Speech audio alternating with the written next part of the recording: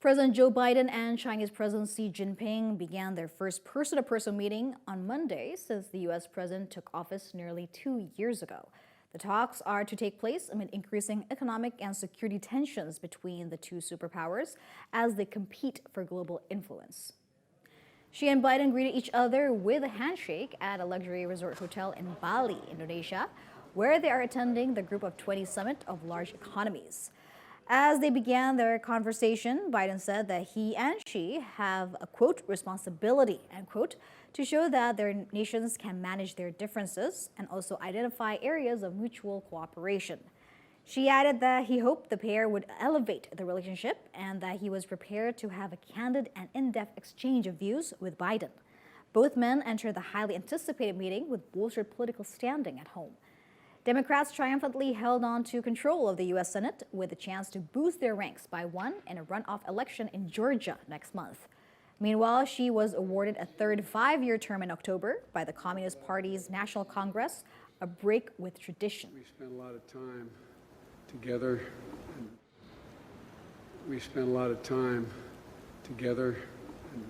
Back in the days when we were both vice presidents, and it's just great to see you.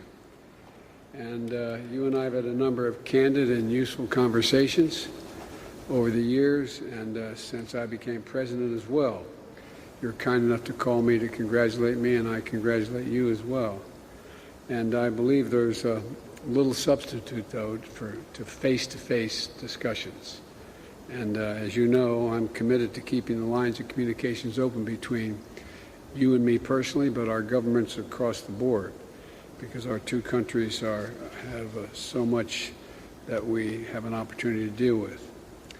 As the leaders of our two nations, we share responsibility, in my view, to show that China and the United States can manage our differences, prevent competition from becoming anything ever near conflict, and to find ways to work together on urgent global issues that require our mutual cooperation.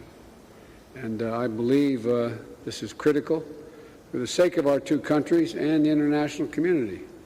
This was a key to the theme of the COP27 meeting, where I spoke on Friday, and we'll be discussing a lot of these challenges together, I hope, in the next couple hours. And the world expects, I believe, China and the United States to play key roles in addressing global challenges, from climate changes to food insecurity, and for us to be able to work together. The United States stands ready to do just that, work with you if that's what you desire. So, President Xi, I look forward to our continuing and ongoing open and honest dialogue we've always had, and I thank you for the opportunity. Well, since you assumed the presidency, we have maintained communication via video conferences, phone calls, and letters. But none of them can really substitute for face-to-face exchanges.